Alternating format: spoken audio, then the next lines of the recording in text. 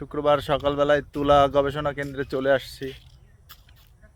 যেমন আমাদের বাসার পাশেই গাজীপুরে হ্যালো। তুলা, আর আপনাদেরকে তুলাও দেখাবো। তুলা গাছ, এই যে তুলা, দুই একটা তুলা, এই যে তুলা ওঠানোর মতন অবস্থা হয়েছে। এই যে তুলা তুলা এটাগুলো পেকে গেছে। তুলা তুলা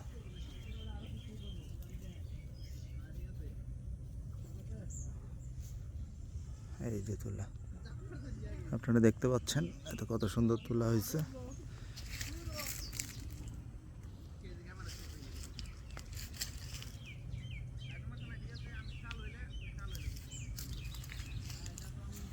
টোটাল এটা হলো তুলা গবেষণা কেন্দ্র, গাজীপুর।